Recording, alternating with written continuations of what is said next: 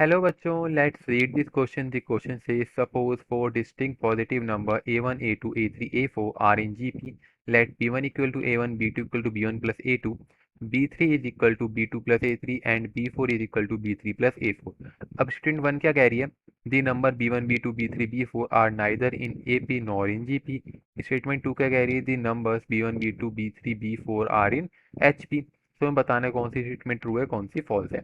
तो अभी देखो, इस क्वेश्चन के लिए जो हम की कंसेप्ट का यूज करेंगे, वो की कंसेप्ट हमारा क्या होगा?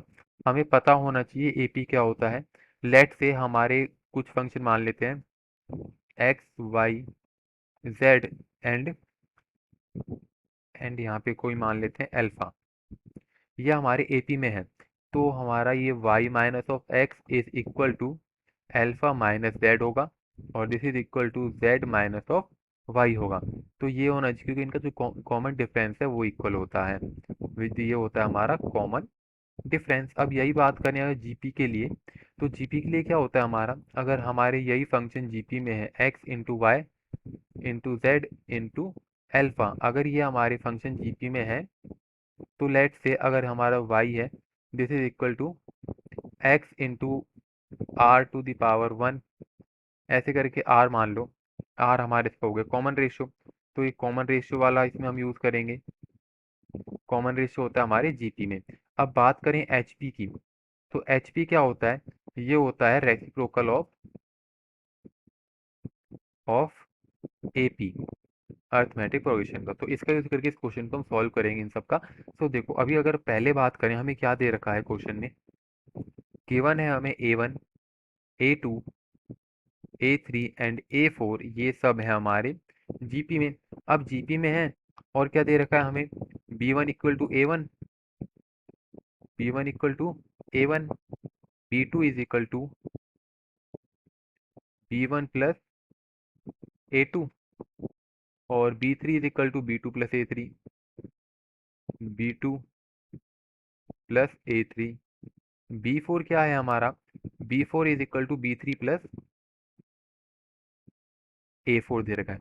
अब देखो, अगर यहाँ पे हम इसको एपी के लिए सॉल्व करें, तो एपी के लिए हमें पता है कॉमन डिफरेंस सेम होता है हमारा। तो यहाँ से अगर मैं निकालूँ, यहाँ से B2 माइनस B1, ये क्या आया हमारा? A2 आ गया। अब यहाँ से अगर मैं निकालूँ B3 minus B2 is equal to क्या आ रहा है? A3, और ये B4 माइनस B3 क्या आ रहा है? A4। अब अगर एपी में होते, लेट से B1, B2, B3 and B4, ये अगर एपी में है, तो जो इनका कॉमन रेशियो है, सॉरी कॉमन डिफरेंस है, B2 minus B1 is equal to B3 minus B2 is equal to B4 minus B3 होना चाहिए। लेकिन इस केस में क्या हो रहा है?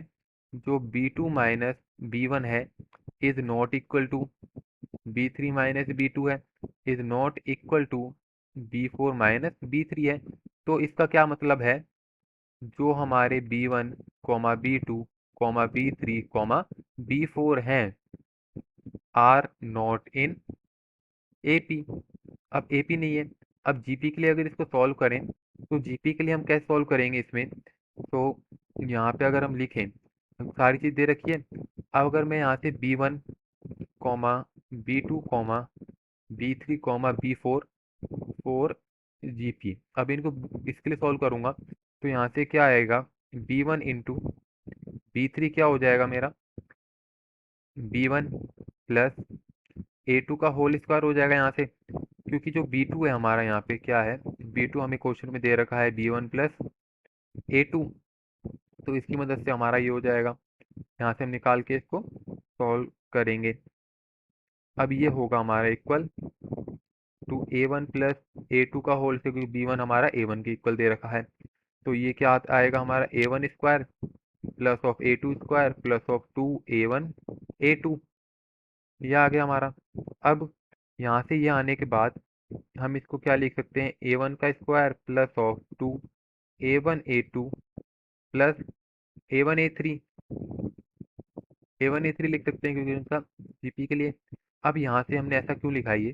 क्योंकि जो A2 का स्क्वायर है ये होगा हमारा A1 इंटू A3 के इक्वल। अब यहाँ से हमें पता लग रहा है जो B2 का जो स्क्वायर है is not equal to B1 B3 आ रहा है।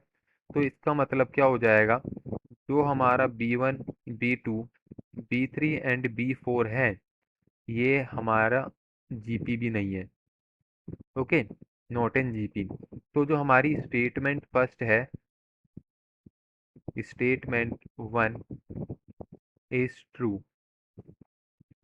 अब बात करें स्टेटमेंट टू की। स्टेटमेंट टू क्या कह रही है, the number B1 B2 B3 B4 are in HP। अब HP के लिए जब सॉल्व करेंगे हम इसको, तो HP के लिए इसको कैसे सॉल्व करने वाले हैं, देखो स्टेटमेंट टू के लिए क्या कह रही है। अब हमें पता है जो HP का जो फॉर्मूला होता है वो क्या होता है, अगर यहाँ पे हमारे B1 B2 B3 B4 ये है HP में, तो यहाँ पे इसको क्या लिख सकते हैं, 1/B1 1/B2 1/B3 1/B4। तो यहाँ से जो 1/B2 माइनस 1/B1 है, ये किसके इक्वल आएगा, 1/B1 plus A2 minus 1/A1, जो कि आएगा 1/B1 किसके इक्वल है, हमारे A1 के इक्वल, तो A1 plus A2 minus 1/A1।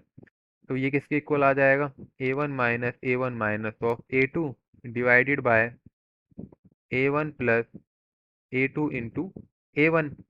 ये आया। अब इसको हम क्या लिख सकते हैं, ये आ जाएगा minus of A2 divided by A1 plus A2 into में A1।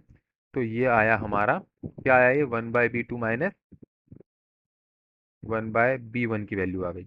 अब नेक्स्ट के लिए फाइंड करें, 1/B3 माइनस 1/B2। तो इसके लिए क्या आएगा, B3 की वैल्यू क्या है हमारी, B2 plus of A3। B2 की वैल्यू क्या है हमारी, B1 प्लस ऑफ A2। अब जब इसको सॉल्व करेंगे तो क्या आएगा हमारा, B2 की वैल्यू क्या आएगी हमारी, A1 plus A2 plus A3, यहाँ पे है माइनस 1/A1 प्लस A2। अभी आ गया।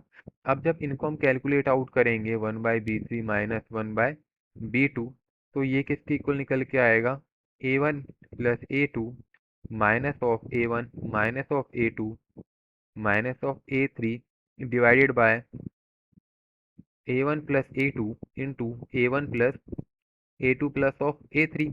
अब ये आ गया। अब देखो यहाँ से अगर हम कैंसिल आउट करें, A1 से A1 गया, A2 से A2 गया, तो जो ये है ये किसके आएगा, 1 minus of A3 A1 plus A2 into A1 plus A2 plus A3। अब ये है। तो यहाँ से हम क्या कह सकते हैं, जो हमारे 1/B2 minus 1/B1 is not equal to 1/B3 minus 1/B2। हमने ये AP वाला लगाया क्योंकि इसका रेसिप्रोकल HP का रेसिप्रोकल ही AP होता है। तो ये नॉट इक्वल आया, तो ये नॉट एन HP होगा। तो मीन्स इसका क्या होगा, जो स्टेटमेंट टू है हमारी, स्टेटमेंट टू इज फॉल्स। तो देखते हैं ऑप्शन कौन सा करेक्ट होगा। So option number c is the correct answer for this question, statement one is true, statement two is false. So I hope you understood well, best of luck.